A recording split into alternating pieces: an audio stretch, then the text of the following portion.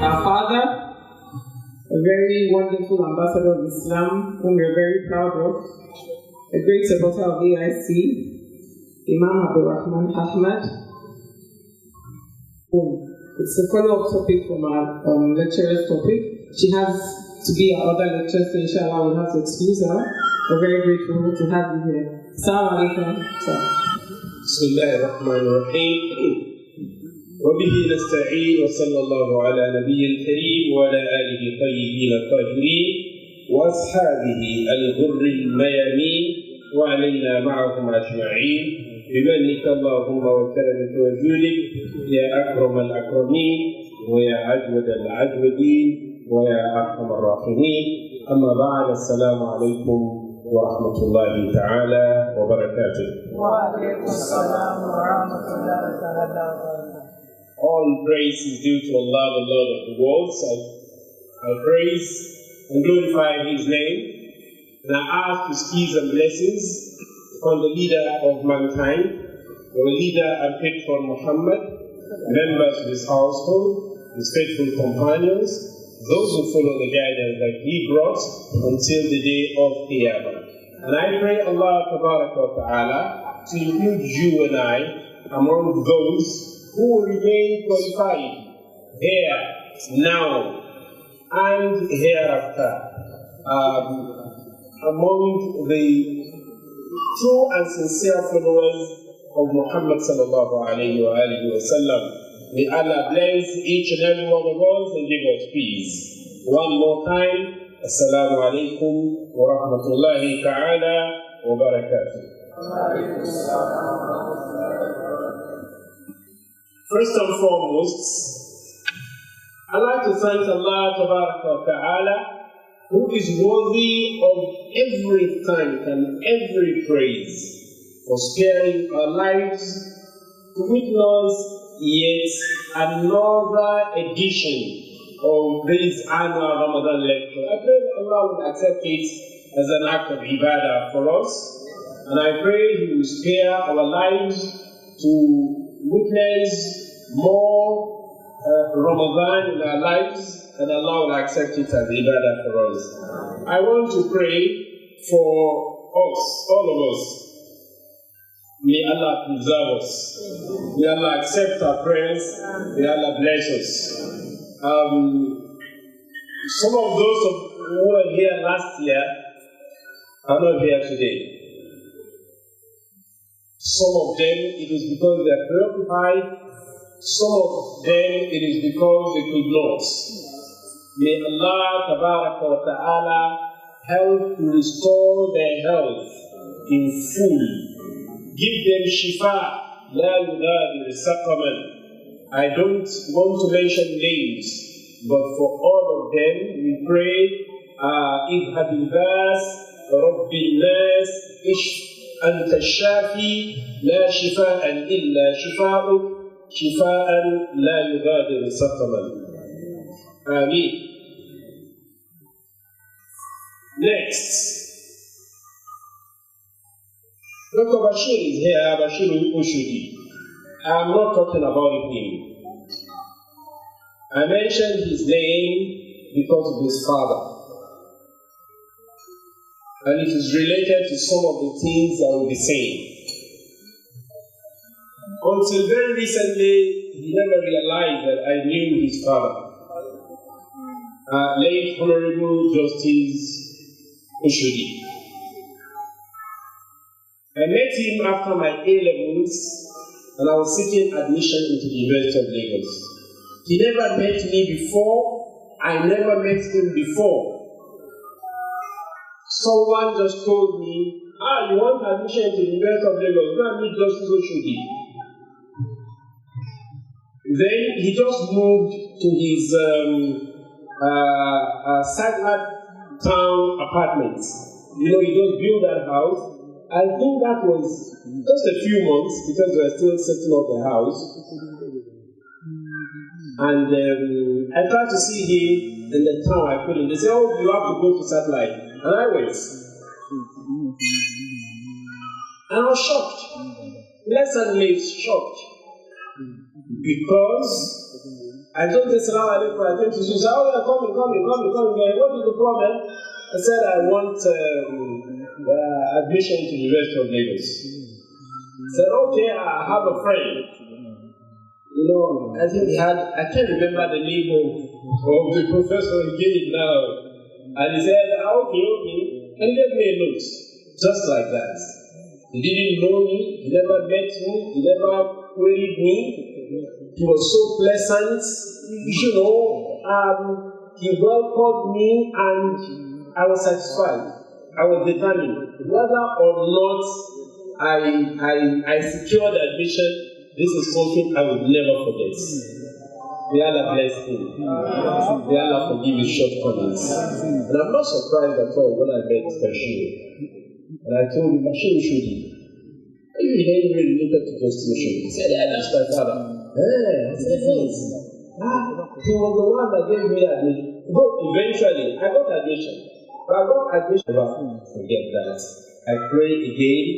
Allahumma sallahu wa hamdu وعافه وعاف عنه وأكرم نزله ووسع مدخله واغسله بالماء والثلج والبرد ونقيه من الذنوب والخطايا كما ينقى الثوب الأبيض من الدنس.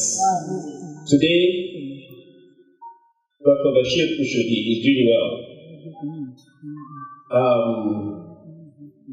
Should I say like his father?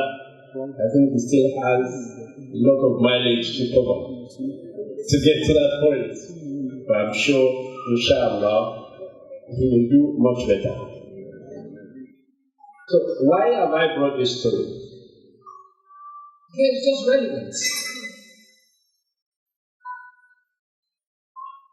I met Dr. Bashir when we started working on non-interest banking. He was then at Stanbic. Wonderful. Very unassuming young man, very hard working.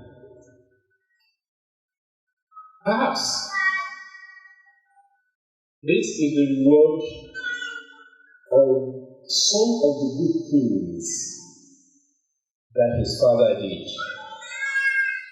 And today there is no way we mention Islamic banking in this country that will not make reference to him. His father too, like it was traditional then. He never used to go to the club. That's where, judges and the high ups used to unwind. They meet there, they go there, all of them go there, even those who bear very big Muslim names, they will still go to the club. Whether they drink or they don't drink themselves, I don't know. But certainly, what do you do in a clubhouse? You drink and you commit atrocities. He never used to do it. Again, the Allah bless him. What is the relationship between the home and the marriage? I think there are two different things we are often confused there. We think marriage makes a home. No, very far from it. They are different and distinct. The home is the abode of peace, of love, of trust, of respect, of warmth, of everything sane, everything healthy, and everything pleasant. That is where there is always smiling. That is where you are always sharing. That is where you are always caring. That is where you are always together. That is where everything works in harmony. When it is pleasant, you are all smiling.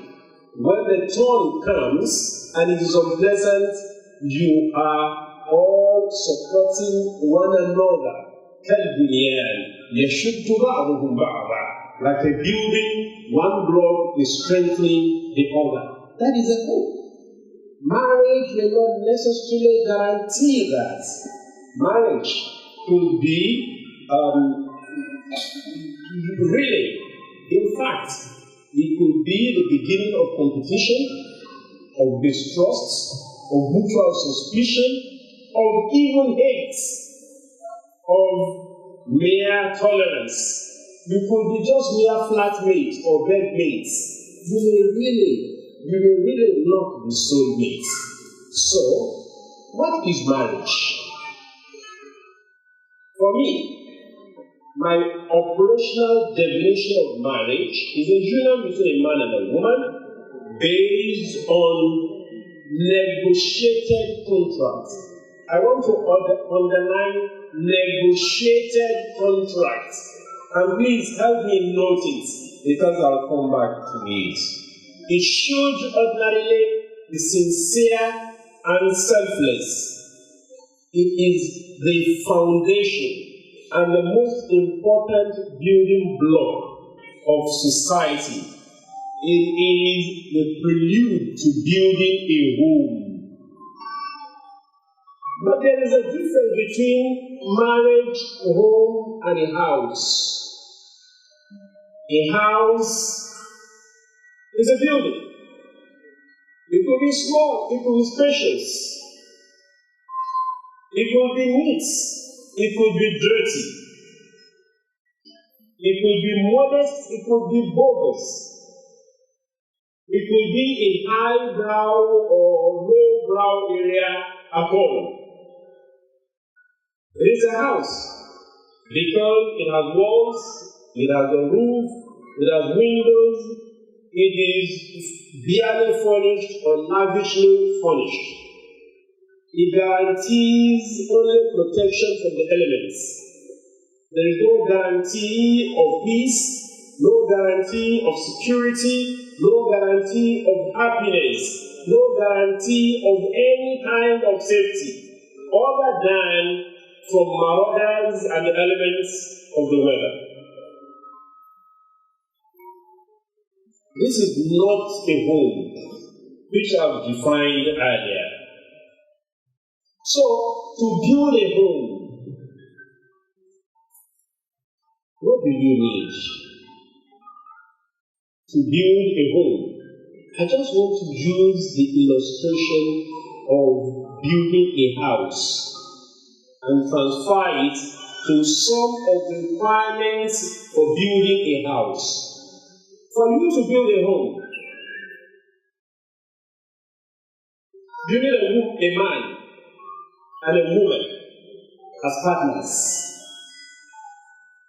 There is no junior partner. There is no senior partner. You need a man and a woman. There should be awliya. Awliya, that is the Quranic lexicon for describing ba'duhum awliya'u ba'd. They should be awliya. What is awliya? They should be friends, they should be sincere, they should be empathetic to one another. Unless they are awliya, they will not be able to make a home. At best, they will build a house. But the house will be devoid of so many things. But if you look to building a house, which is the starting point, and which is akin to choosing a husband or a wife, whether you are building a physical house or you are choosing a spouse. I mean a spouse, I don't mean choosing a wife or choosing a husband. I mean choosing a wife or choosing a husband. First, for anything you want to build these days, you first require what they call EIA, Environmental Impact Assessment. That is the first thing you need. If you do not do it, you are likely to run into a lot of problems later. This planlessness, flooding, and all congestion that we witness today is because a proper EIA had not been done.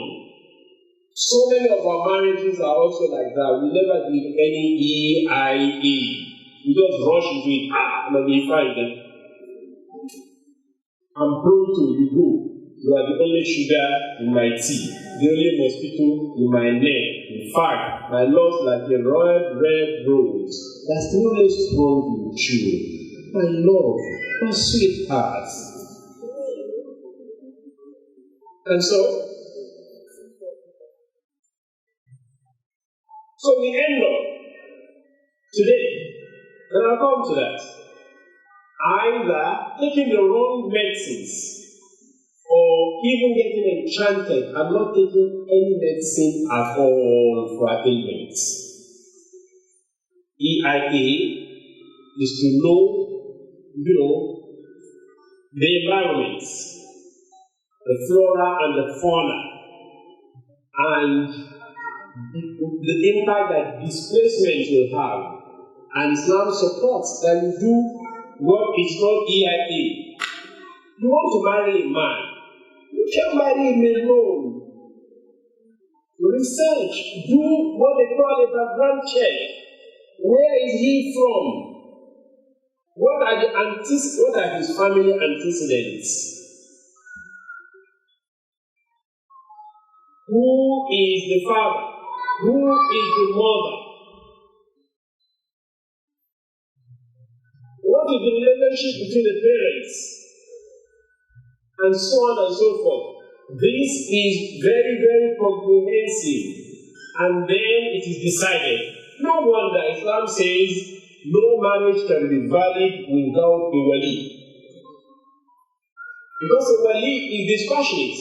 The one who is in love is blind, is mad. Has no reason at all. Once you are in love, you become mad. Love is like madness because your reason goes on vacation. You no longer think properly. You go blind. You go deaf. You go dumb. You can't see things. Even when the signs are ominous and they are right in front of you, you can see them. So you need someone who will be relatively dispassionate to help you do that background check. No one employs without a proper background check.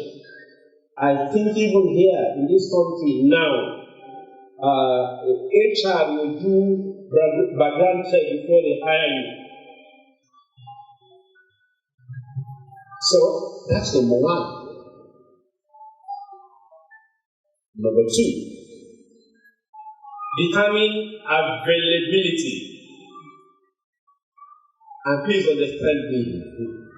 Is he really available? Is she really available? Some people have been defrauded to the devil. Shaitan, yes. They are like the land under acquisition. It's there. Nobody will ask you questions. You can jump there and build.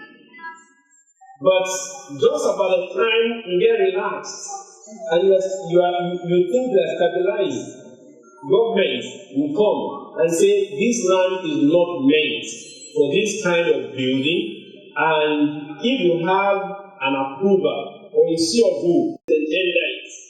And then you will have nothing to tender. And then you lose your lifetime investment. You lose your peace, you lose your residence, and you lose your balance.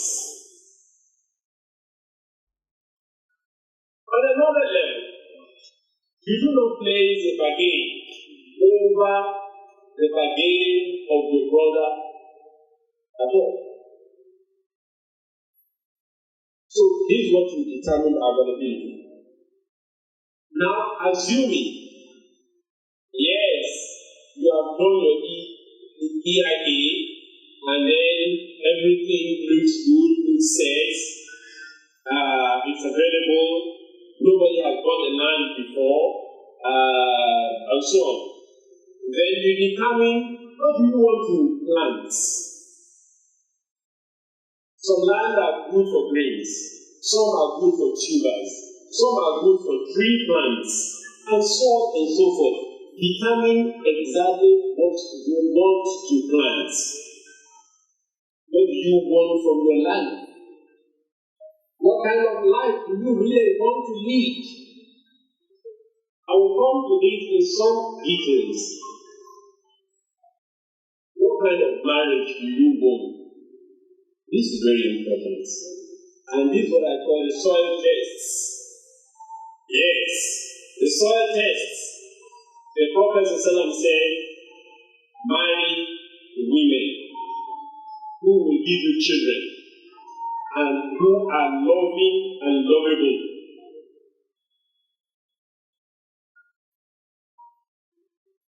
Even if you must marry someone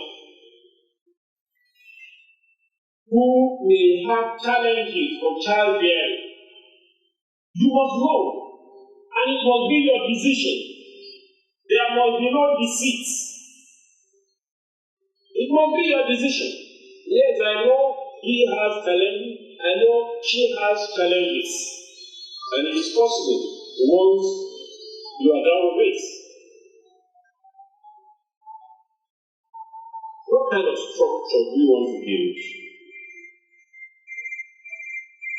If you buy land, Naja, Lekki,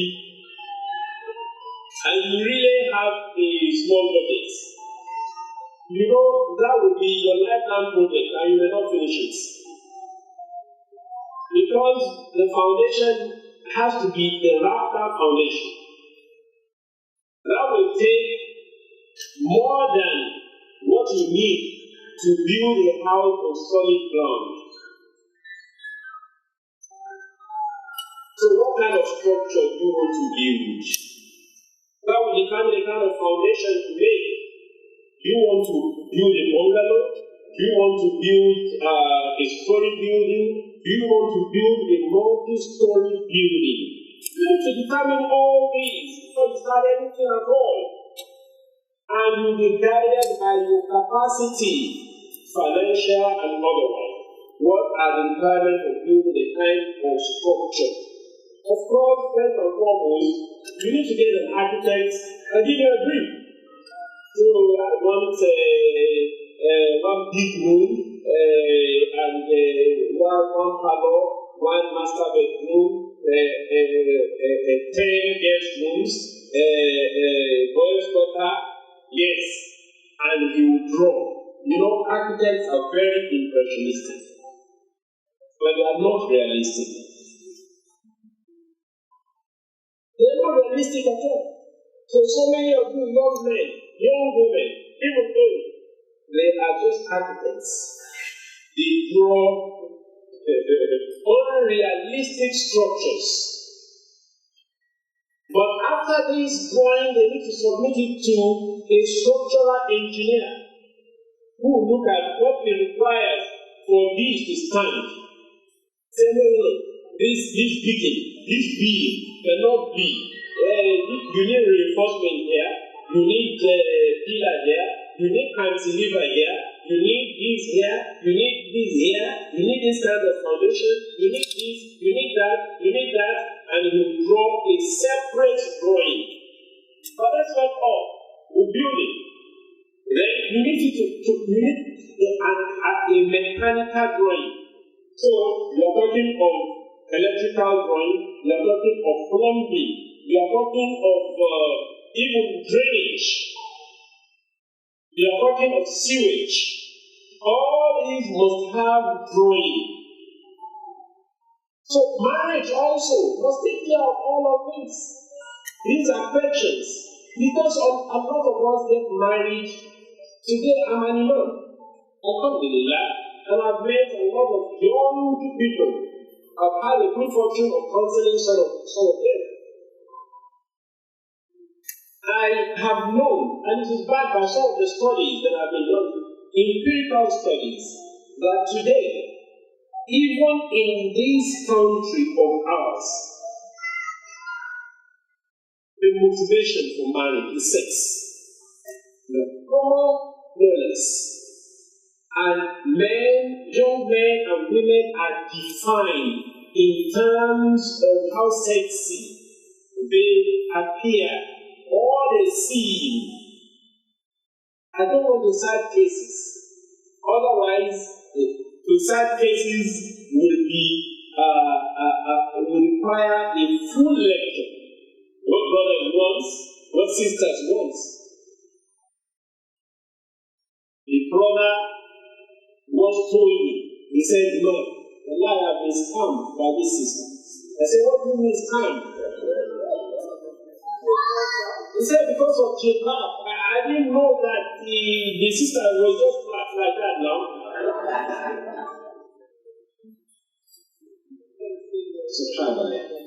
It is real. He said, I thought the sister had controls. I just discovered that everything was flat. Well, Imam had been flat. And in both cases, it's no problem.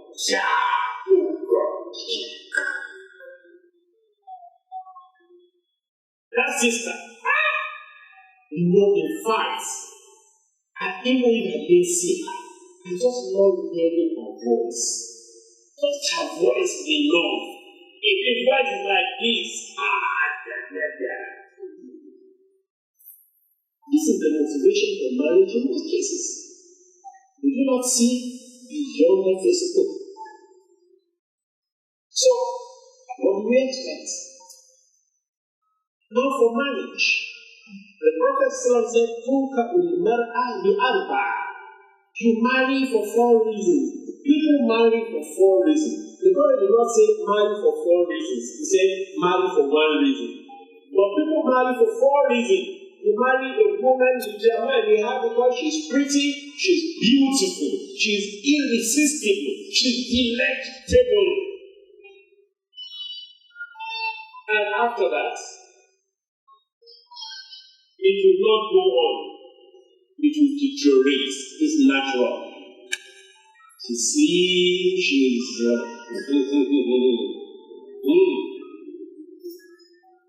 But after 1, 2, you will be surprised. Is this really the person I married? Yes, she is the person you married when you married her friend. You really did not marry her. And now that you can no longer see the friend, questions are raised.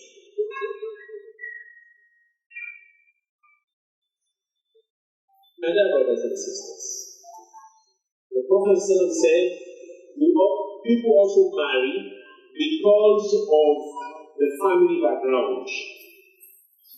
I want to marry a princess.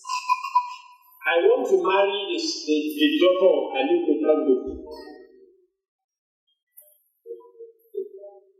And you will suffer. You will be so disgraced that life will become so miserable for you. Because she will always remind you of your roots. She will always tell you, give up the condition that made crayfish beg me, you.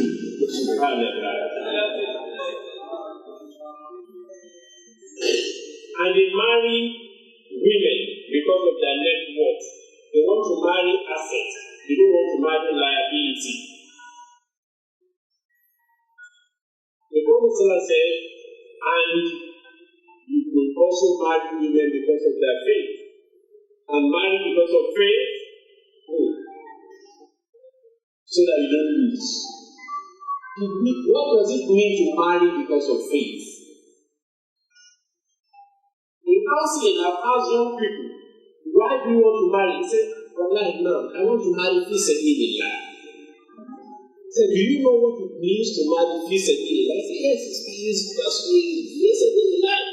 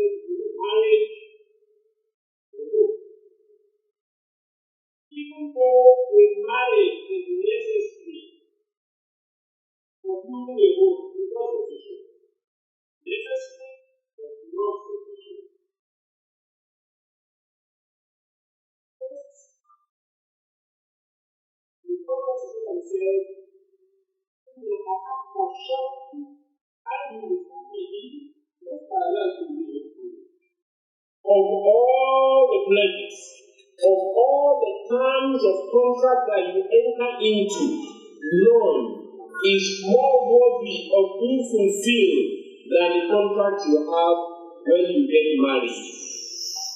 The contract you have,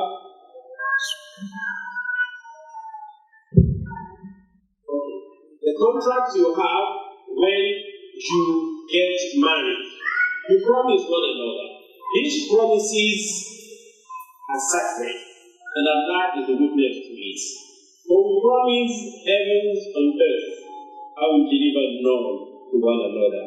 Brothers and sisters, today we do not even raise our children to be materials for marriage, and we bring them up to be for employment.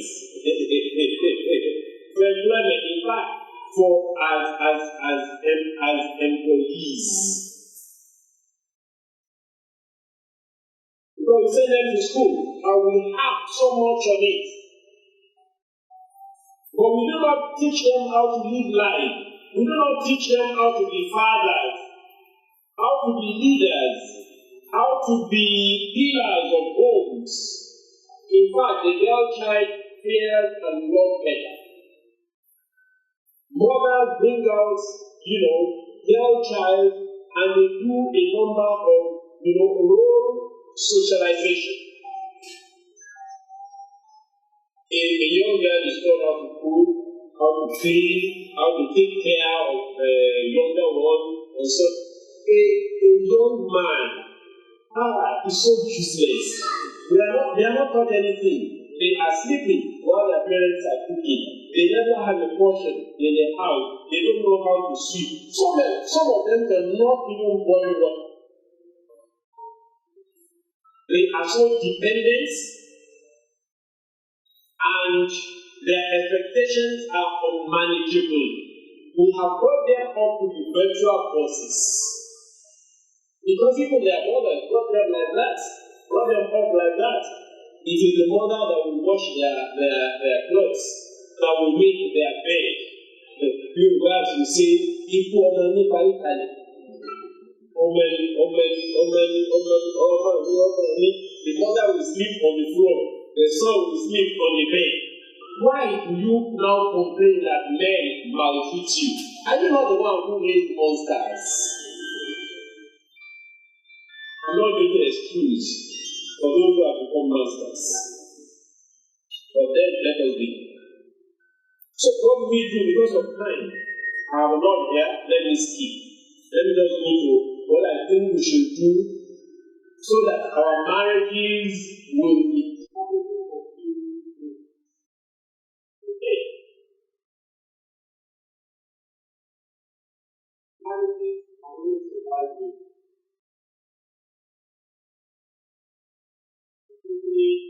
The older marriages, the younger ones have been married for almost 3 months. 3 months. After the fact, it's over. 3 months, I don't know about it. And the young man said, Imam, please, if you want me, if you want my life,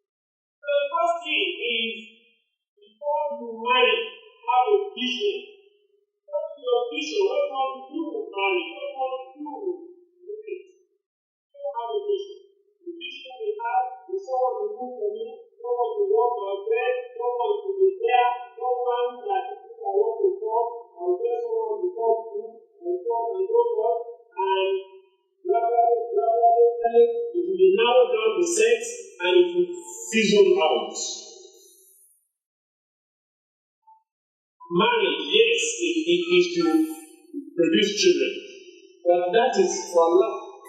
If you like to give, يَهَبُ لِمَنْ يَشَاءُ إِنَاثًا وَيَهَبُ لِمَنْ يَشَاءُ ذُكُورًا أَوْ يُزَوِّجُهُمْ ذُكْرَانًا وَإِنَاثًا وَيَجْعَلُ مَنْ يَشَاءُ عَقِيمًا.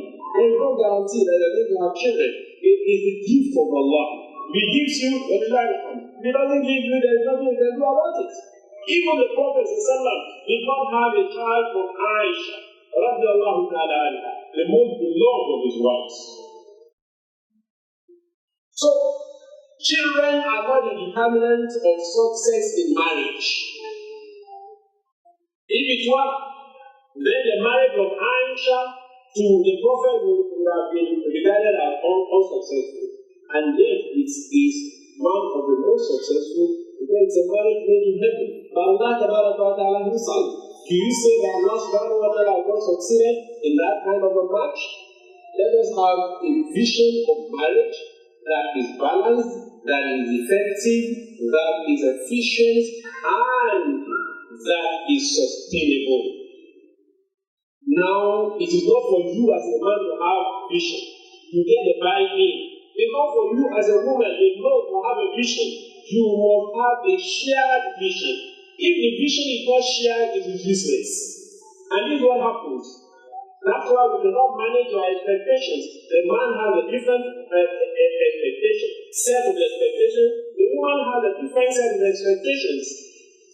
And then they are conflicting because they have never been harmonized. There has not been a discussion. There has not been a negotiated contract. I want to ask you, all of you in this hall, how many of us sitting here can put a hand on a marriage contract that you made when you want to get married? And their marriage is based on contract. So you are into a game of chance. Chances are that you never be able to do the home. Because you don't jump into a bus, you don't know where it's going, you stop driving and you are going. So where are you going? You can't do it home. Now, understand marriage and its purpose. Most of us do not understand marriage at all. It is not slavery. It is not an opportunity to boss over someone. Be realistic and limit your expectation. Alright? You have to be realistic. Your husband is a human being. There are great times. There are low times. This is what makes it. Even the prophets had differences in spouses. So, the success in a marriage is not that you don't quarrel. No, that is not the success. The success is that you are able to manage your differences and your quarrels. In spite of that, even when you are quarreling, you are still kind. You are not forgotten. So many young people, as soon as there is an issue, he says, no, I don't even know how I got into this marriage. What am I even doing with you? I'm so unfortunate. And I have so many suitors. I have so many. How can you do your own? Evil will never come. It will live forever a house. We must train and empower our children. And of course, I think my sister who spoke before me, touched a bit about that. It is comprehensive I would like to make my input, but I don't have the time. Now, are we really ready for childbearing? سبحان ربك رب العزة عما يصفون وسلام على المرسلين والحمد لله رب العالمين. All praises and gratitude is due to Allah subhanahu wa ta'ala, the controller of all affairs. Admonition Islamic Center hereby expresses solidarity with Nigerians at this critical moment of our nationhood due to the scourge of COVID-19 globally. We especially feel for the Muslim Ummah, who from all indications will have to start the 2020 Ramadan season in complete lockdown. There won't be Taraweeh, no physical tafsir sessions, no joint iftar, no itikaf, and possibly no Eid al-Fitr prayers. For the same reason, the AIC is supposed to be 10 years this year, and arrangements have been concluded to feature 10 guest speakers for 10 hours at the prestigious National Art Theatre Igomu, Lagos on Saturday 2nd May 2020. But by Allah's will, it will not hold again. We take solace in the fact that Allah is the best of all planners and He alone knows best. We beseech Allah to spare our lives till next year's Ramadan 2021, inshallah. We pray for Allah's forgiveness, that Allah heals the world, put an end to this pandemic, and give us the privilege to be together for His sake again, to witness more Ramadan in good health. Ameen. Inshallah, our focus this 2020 Ramadan in our own little way is to provide foodstuffs to the fasting Muslims who are in need. May your rewards be great with Allah as you join us to make this dream a reality. For inquiries, call 0802-335-5870, 0808-690-5870, or 0708-378-7920. Account details: Admonition Islamic Center, Bank, Sterling Bank, account number 050-021-1796. Lukman Adekombi for AIC. Ramadan Mubarak.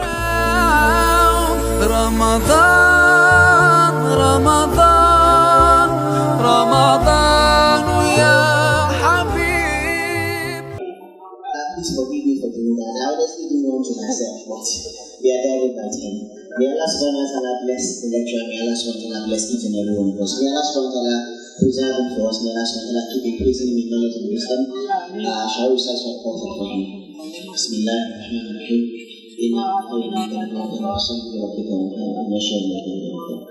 Inshallah, we shall be taking questions and answers. Some people to know. First of all, I greet our Sheikh. Almighty Allah will continue being with you.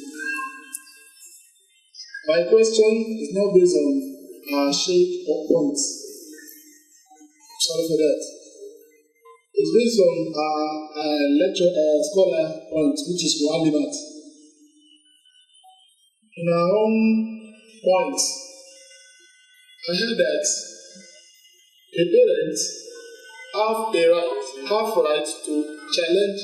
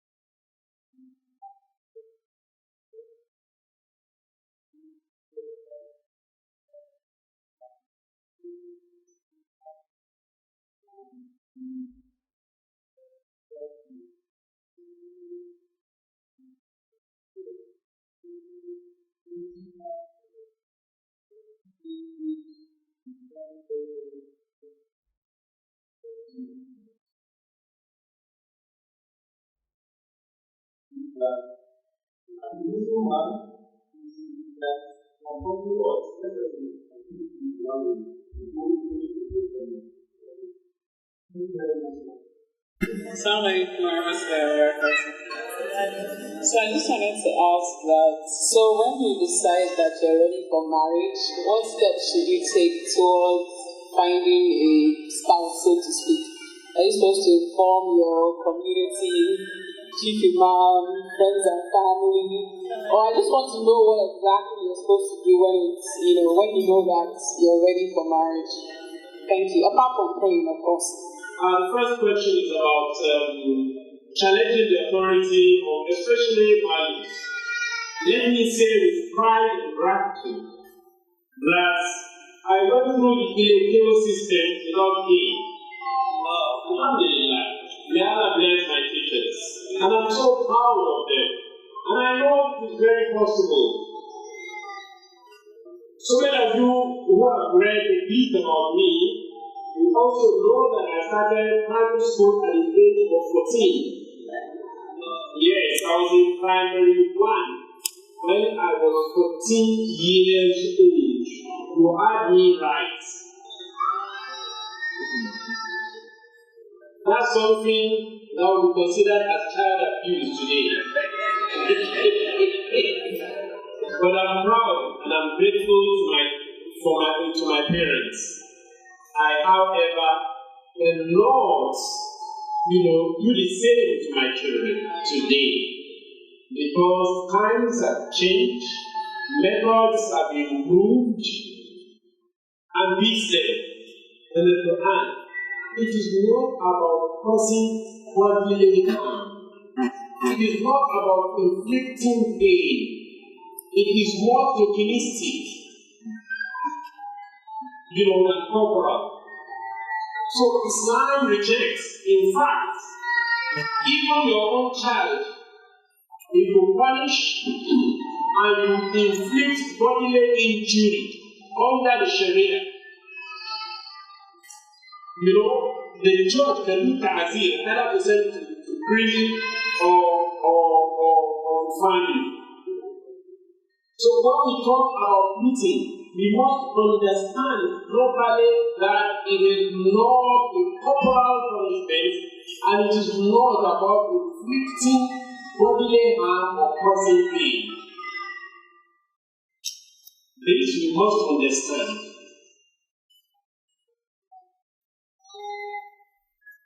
If this were not so, we would have seen instances when the Prophet himself actually eats, children. Even the Prophet used to restrain people from doing it. And the Prophet said, Yesiru, the teacher that asked the question related to this. Yesiru wala tu'assiru. Bashiru wala tunaffiru. Give that time. Make it easy. Make things easy for people.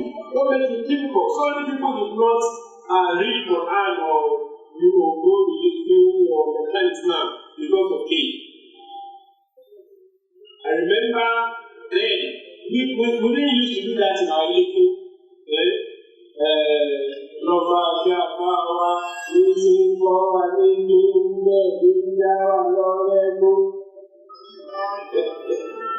Wallahi, I can relate to some of these affairs are really very wicked. And then impart knowledge. In fact, in some of the Catholic schools, this is the issue that I have. I've seen a Catholic school in America where they use cane. In America. And I wonder if this was required to actually memorize the Quran, I would not send my children there. Because I know it can be done without it. It can be done without wickedness. You can instill discipline without corporal punishment. It is because those who insist on being physical themselves will not be very disciplined. I'm sorry, that's the way I say it. So, contract of marriage is key. In fact, there can be no marriage without contract. Unfortunately, our marriages are without contract. So, that is the recipe for the rate of failure of our marriages. You don't understand what you're going into. You are going into it blindly. You are going into it with blind expectation, or shared expectation. You don't know what you are going into. But Islam says, if you can know, then already you must negotiate the contracts. That's why there is a wali in marriage. A wali could be your father, or somebody that is reputed by your father who will negotiate with whoever wants to marry you. And whether it is written or not, it is binding. It is shurut in marriage, and it's sacred without allowing the goodness. That's why they said, so, for instance, your marriage contract will stipulate a woman will say, look, you are married me here. You will not ask me to go with you to another country. And what the man accepts, it becomes binding.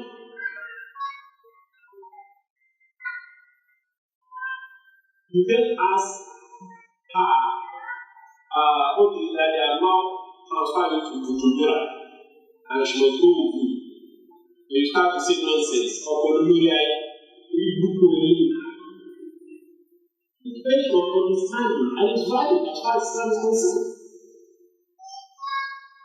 You can even agree that, look, this marriage, well, we will not make babies until after social period. It's valid. And it's not very valid. Because a lot of us rush into making babies. And then we get trapped. After 3 children, you discover the man is not the right man for you. And where do you go there? Where do you go from there? You can agree that, okay, we're going to have 4 children only. You can agree, look, even though it is already stated is for me. It's up to me to choose to contribute or not. So this is our doing. When we don't understand, we can't press anything. Medical tests. Yeah, it is necessary. So, absolutely, the decision to marry or not to marry is with the parties involved.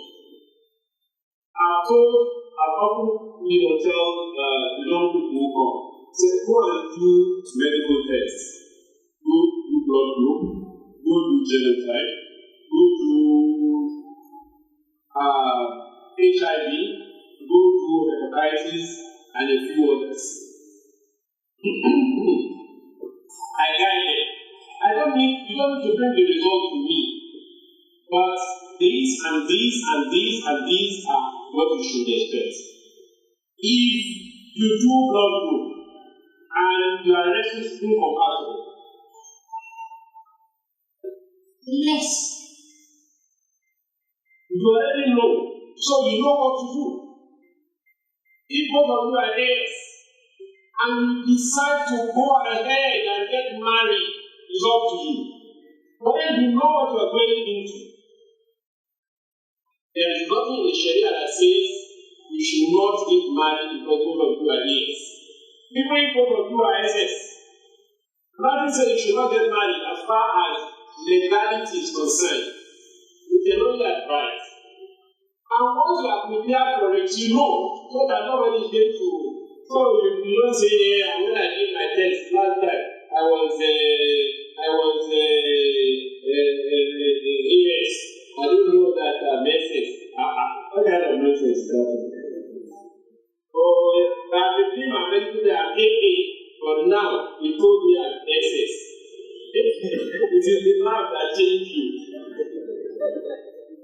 So I encourage people to do it and know that the decision they are taking are informed decisions and they are ready for it.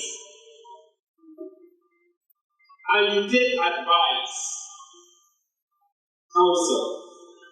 Polygyny, vexed issue. It is a big deal, very, very big deal. It is capable of raising blood pressure and temperatures. I don't know whether I should talk about it. Who wants me to talk about it? The majority here, minority. Who wants to share anyway? It's a very tough thing to share. But you see, we are approaching the whole thing about marriage negatively. You know, it is the whipping stick that men deserve. I don't like it, so I'll take another wife. And your life will be very miserable ever after. Yes, that will not be the reason. You don't threaten a woman that you won't take another wife. Are women that cheap? Yes, but Islam has permitted human marriages. And the lawgiver, Allah has never made a mistake. But we are flawed in our approach to it. When I say we, I mean men and women. We're flawed. Why do you want to take the second wife, the third wife? To prove that you are a man? Or to gain dominance? Or to use one against the other?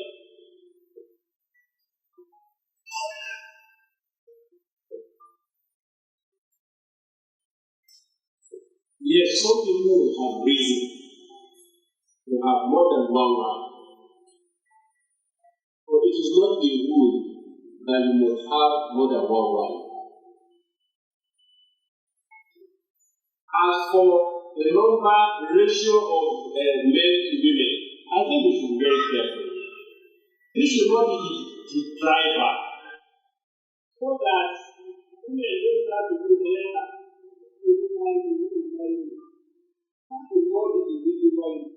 marriage. Because that's failure. What is happening? And most of the people who find it around,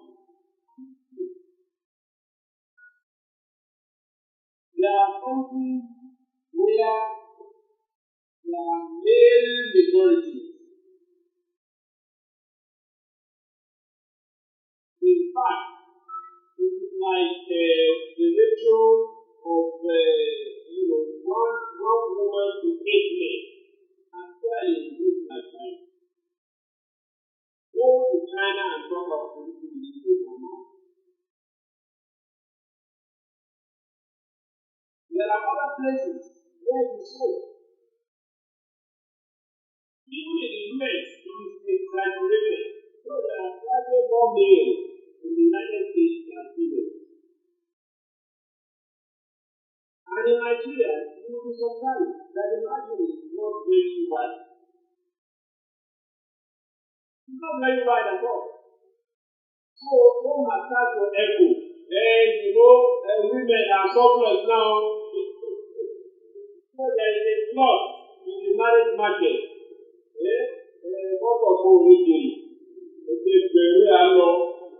However, marriage is not about statistics. It's about human beings. It's about their preferences. It's about their interests. Even if there are equal number of men and women, there is what is called circle of eligibility. Some women will still prefer not to marry at all than marry some kind of women. I mean, some kind of men. So, Allah is wisdom and allowed to be submitted to the spirit, but approach it with the grace to do.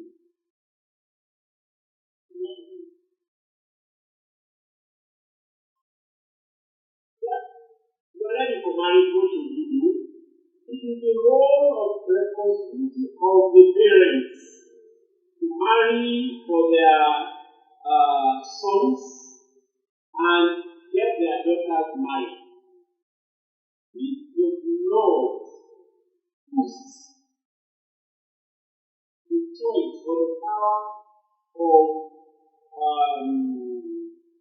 children to choose. In fact, they are the ultimate guide. It's only a people not married that says there is Islam. That is the father can say, hey, and then what?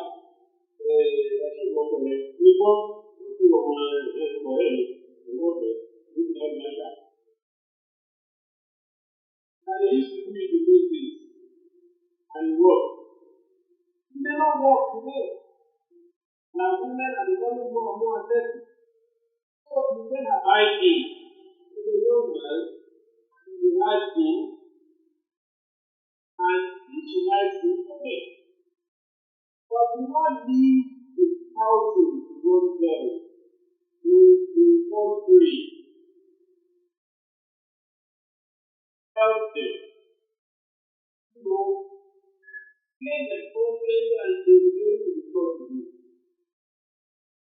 You are not meant to give my heart. Going up, there was something I didn't expect. When I started to make up my mind. And we decided together. Because I had absolute confidence in you.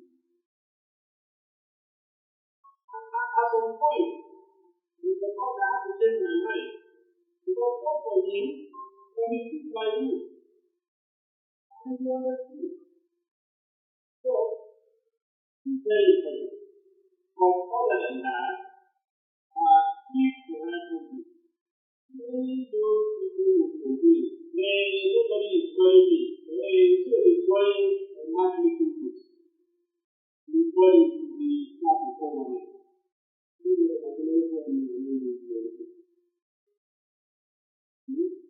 They may use their beer because of you, then they want to buy you.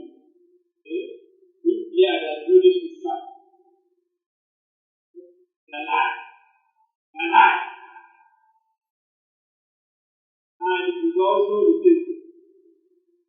won't pick the cup until you marry them. And you start the feeling of it.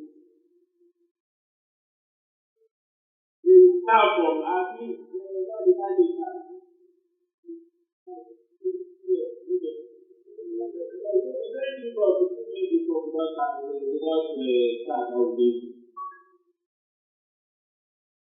When you build the home for you, you don't have it. You start. Yes. It's a great. It becomes so something that in fact we can tolerate LGBTX.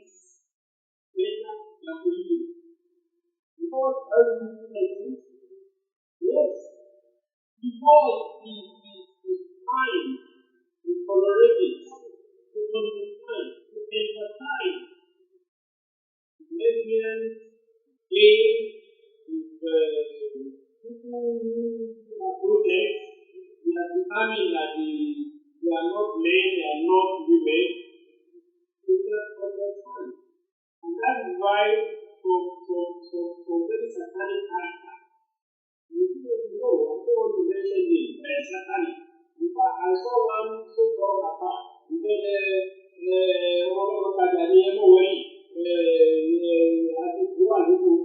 and now, this character gave me the check for 500,000. The check comes and say, go up, back home,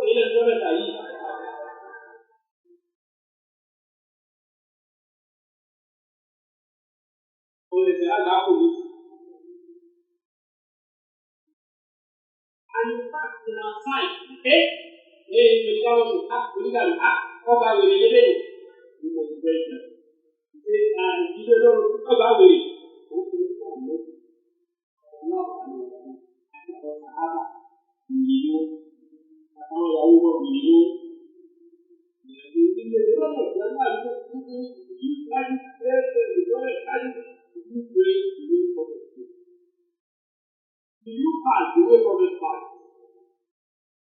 We must be very careful. There are challenges, and there are personal and social challenges. Because dealing with our challenges is not rosy until the best. Problem bastardization. You say a bastard, you will have two fathers. Two fathers. This problem. Allah has said we must marry according to the Sharia. And then we can marry according to the Sharia and according to another law. This other law will push the implication of Sharia. Okay, you declare the name of the father, but you adopt another father whose right over you will push the right of your own real father. Who are you? It's not only cosmetic. Today, there are so many things that are wrong. So, our marriages are trying to fail. When you do another guy, you do, at the beginning of your marriage, what do you expect for the sake of your life? This prostitute of human beings will come to read Fatiha, read the Bible, read the Jesus. What do you expect? You expect Allah to they will put me out when the Ahmad are there. You ask them.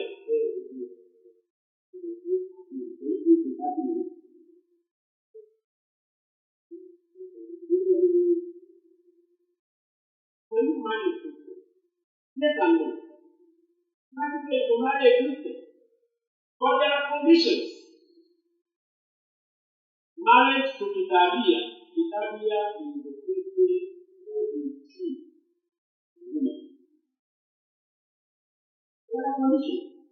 The first condition is that you are in a stronger position to ensure that the children do not become Christians or Jews. If you are not,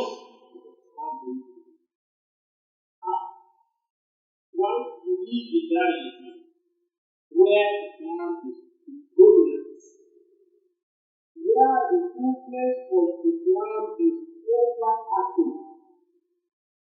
And the chances of the people to see the problem are not married to the person of God. So just for one very so many people to do. Those who try to do it to know, it's confused. The end of the day, it's trying to do it to do. No demand. And the one that I never watch.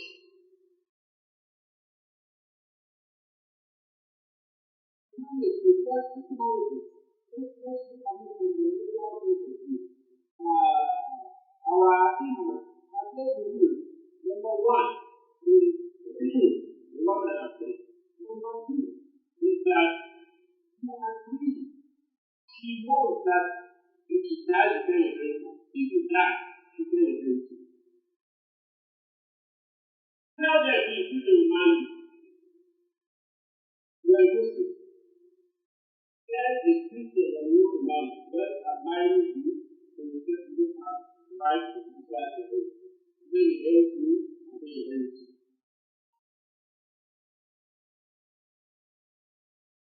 And this has to be legal matters because you have to go marriage contract and you must life.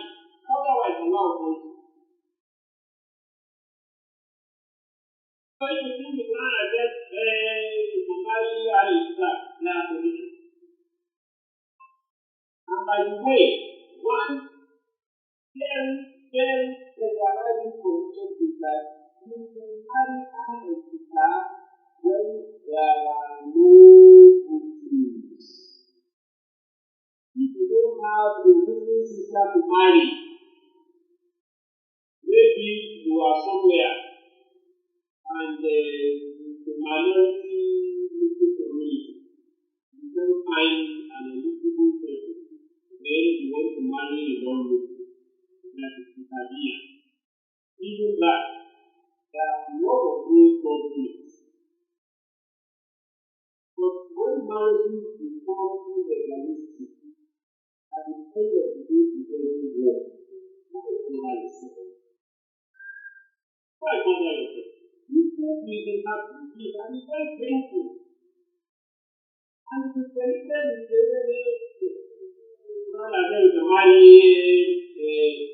to marry Christian. Yes, I know. Do you know all of this is happening? If you don't know it that you have done it, you are doing haram. Parents must not encourage it. What kind of legacy do you want to leave? ولا يهدم الإسلام في ذات عاجل. Nobody who is saved, who is responsible, will allow Islam to live in our house.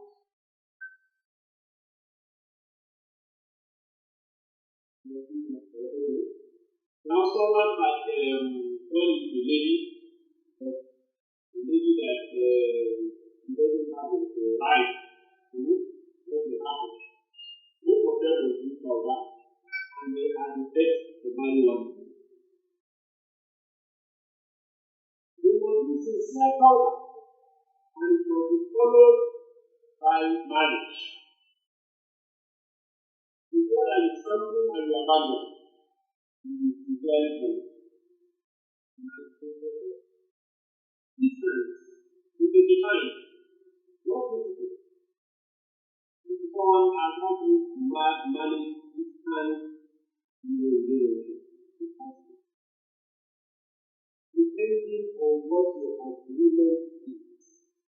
The question of what is understanding what you are doing in the context. Know the evil surrounding it. And it is said about it. You are in Nigeria. The wife is in the US. You agree that you are going to spend time with her, every summer. The entire summer. So that is the agreement. needs. But we have understand, and we must also understand that it is not to play away matches. Not that she's out of the way and free. It is very, very, very clear. Why Bishop said, for what time we start at the moment. It is essential for us to your agreement. Once it is something to go understand from the beginning. Nobody is quick with me. You don't quick with me. You only quick me in peace. You have an agreement. You know the implications in your life. The requirement is that at least in 4 months,